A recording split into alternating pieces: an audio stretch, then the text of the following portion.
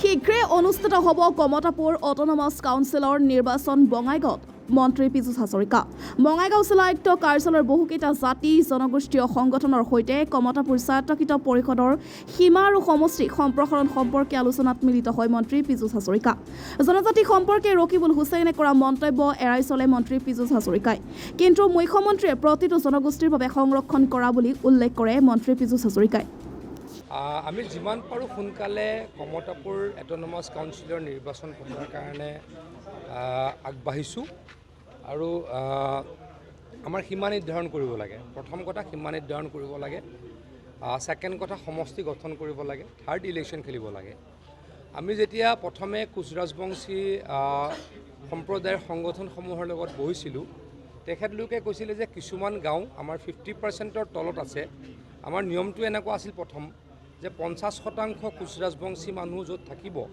বা তাৰ ওপৰত থাকিব সেইবিলাক কমতাপুৰ কাউন্সিলৰ আণ্ডাৰত হ'ব কিন্তু তেখেতলোকে আমাক জনালে যে আমাৰ বহুত গাঁও তেতিয়া বাদ পৰি যাব কাৰণ আমাৰ ৰেভিনিউ ভিলেজৰ আমাৰ নিয়মত হয় গতিকে আমি তেতিয়া কৈছিলোঁ যে যদি এই অঞ্চলত থকা আমাৰ কলিতাসকল চিডুল কাষ্টসকল আমাৰ ট্ৰাইবেলসকল ৰাভাসকল গাৰোসকল দেশীসকল আমাৰ নাথসকল সূত্ৰধৰসকল তেখেতলোকৰ যদি আপত্তি নাই তেতিয়া আমি সমষ্টিখিনি ডাঙৰকৈ বনাব পাৰোঁ তেনেকৈ আমাৰ DC মহোদয়ে দুদিন সকলো সংগঠনৰ লগত কথা পাতিলে তেখেতলোকেও ক'লে যে তেখেতলোকৰ ৰাইটটো যদি থাকে পলিটিকেল ৰাইট যদি থাকে তেওঁলোকৰ কমতাপুৰত সোমোৱাৰ কোনো আপত্তি নাই গতিকে আজি মই সকলো সংগঠনৰ লগত নিজে বহিলোঁ আৰু সকলোৱে একেমুখে এইটোৱে ক'লে যে আমাৰ যদি পলিটিকেল ৰাইট থাকে আমাৰ যদি লেণ্ড ৰাইট থাকে তেতিয়া আমাৰ কমতাপুৰত সোমোৱাত কোনো আপত্তি নাই অত্যন্ত সৌহাৰ্দ্যমূলক সভা এখন হ'ল এনেকৈ কেতিয়াও কাউন্সিলত কোনো মানুহ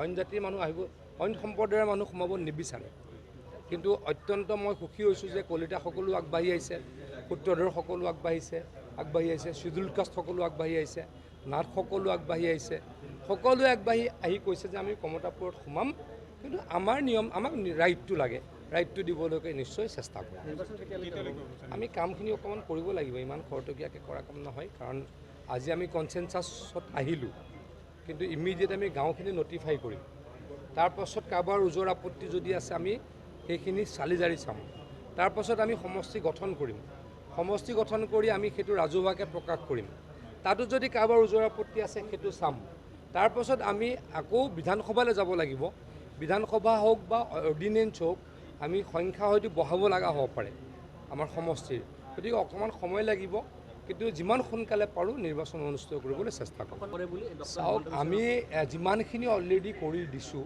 আমি আজিৰ তাৰিখত যদি আপোনালোকে চাই আহোমে যিমান মেডিকেল ছিট পায় আগতে যিমান পাইছিল তাতকৈ বেছি পোৱা হ'ল মৰাণ মটকৰ এজনো মেডিকেল ছিট নাপাইছিলে মৰাণ মটকৰ এজন নে দুজন ACS অফিচাৰ আছিল আমি সকলোতে ইতিমধ্যে ৰিজাৰ্ভেশ্যন দিলোঁ আপোনালোকে চাওক আমি ITI কলেজ পৰ্যন্ত ৰিজাৰ্ভেশ্যন দিছোঁ মেডিকেল কলেজ ইঞ্জিনিয়াৰিং কলেজ চাকৰি সকলোতে ইতিমধ্যে দিছোঁৱেই গতিকে আমি এই কামটো পূৰ্ণগতিত আগুৱাই লৈ গৈ আছোঁ এই ৰিজাৰ্ভেশ্যনটোতো কংগ্ৰেছে দিয়া নাছিল আমি ইতিমধ্যে তেখেতলোক ট্ৰাইবেল নোহোৱাকৈও গোটেইখিনি ৰিজাৰ্ভেশ্যন অলমষ্ট পাই গৈছে মই তথাপিতো কওঁ তেখেতলোকৰ দাবী পূৰণ কৰিবই লাগিব কিন্তু মই আপোনালোকক এটা কথা ক'ব খুজিছোঁ যে মৰাণ মটকৰ আগতে এজনো ডক্টৰ নাছিল এতিয়া 8টাকৈ ছিট তেওঁলোকৰ কাৰণে ৰিজাৰ্ভ হ'ল এতিয়া প্ৰায় 30টা 32টা ছিট আমাৰ বাগানৰ ব্যক্তিসকলৰ কাৰণে ৰিজাৰ্ভ হ'ল বা আদিবাসীসকলৰ কাৰণে ৰিজাৰ্ভ হ'ল এইটোতো হিমন্ত বিশ্ব শৰ্মা ডাঙৰীয়া কৰিছে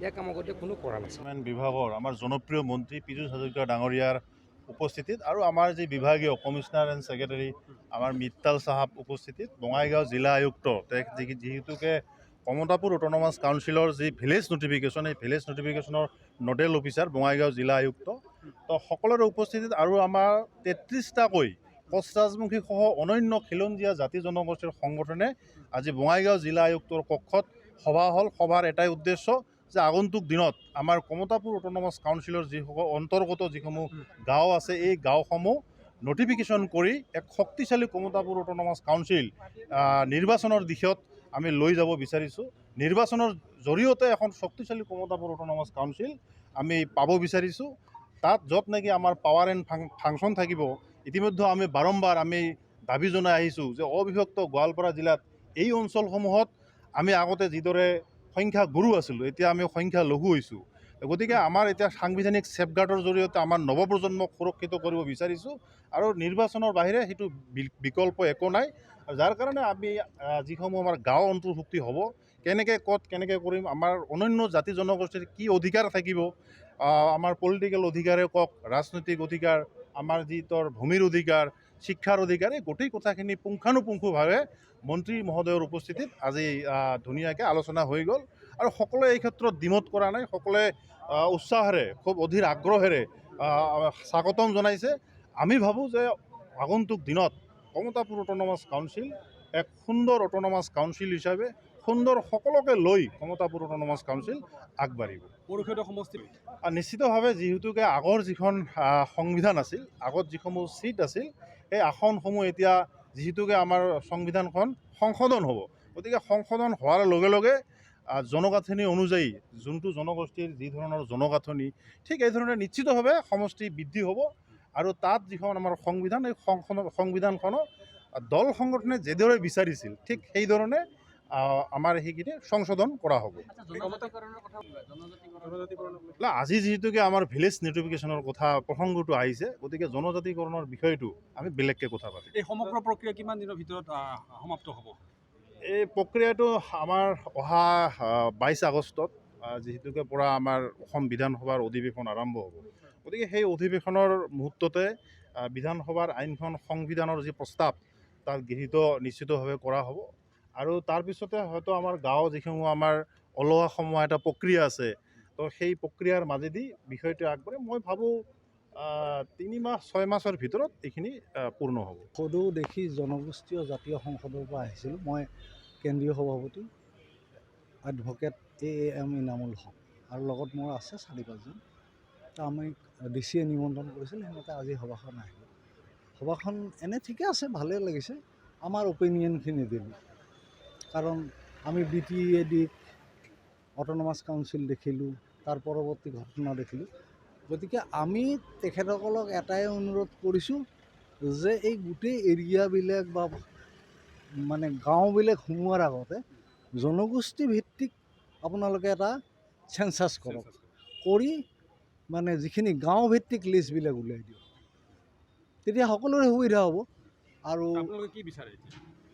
না, আমিতো আনন্দিত হৈছোঁ যে কমতাপুৰ দিছে, আমিও ভূমিপুত্ৰ, একে গোত্ৰীয় মানুহ আমি, মানে কোচ ৰাজবংশীৰ লগত। গতিকে আমাৰ সেই ক্ষেত্ৰত আপত্তি নাই, কিন্তু ৰাজনৈতিক শৈক্ষিক ভূমিৰ অধিকাৰ আমাক সমানভাৱে লাগে। জনসংখ্যাৰ ভিত্তিত দিয়ক, এনেই দিয়ক, আমাক সমানভাৱে লাগে। আৰু দ্বিতীয় কথা হ'ল কি, আমি যিটো আগ্ৰাসন, আমাক যদি অ'পেন কৰি দিয়ে, আমি এতিয়া প্ৰব্ৰজনকাৰী মূলৰ মানুহৰ আক্ৰমণৰ মূল বলিটো আমি হৈছোঁ। তেনেকৈ আমাৰ ওচৰত কৈৱৰ্ত মানুহৰ ভালেকেইখন গাঁও আছে, অন্যান্য ৰাজবংশী মানুহৰ সৰু সৰু গাঁও বহুত কেইখন আছে। তো সেই মানুহখিনি কেনেকৈ চাফাৰ হ'ব, কিমান চাফাৰ হ'ব? গতিকে সেই হিচাপে আমি জৰীপটো কৰিবলৈ গৈছোঁ, মানে গাঁও ভিত্তিক, আৰু তাৰ পিছত এটা সিদ্ধান্ত লৈ অট'নমাছ কাউন্সিল দিয়ক, আমাৰ আপত্তি নাই।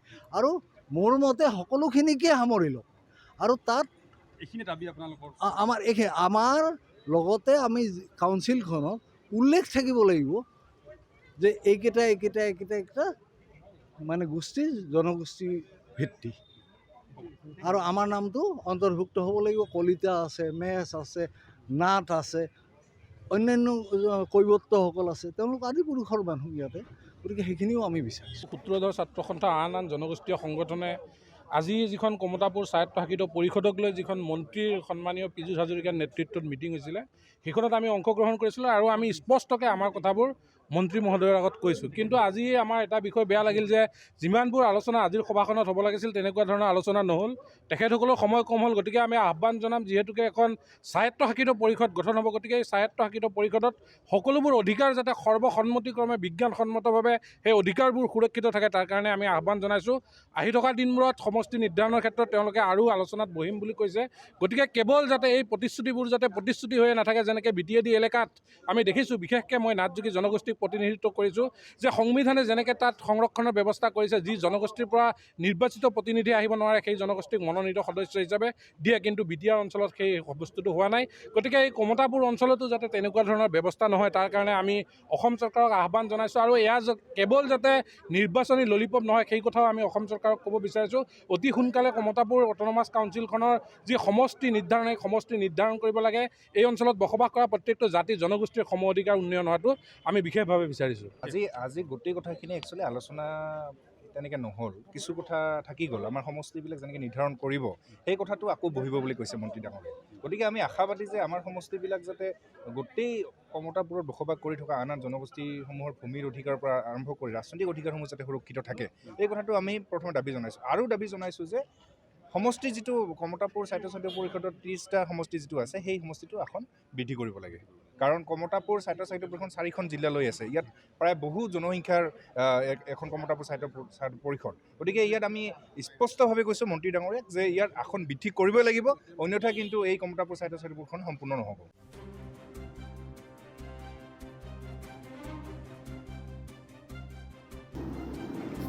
News desk report any time 24।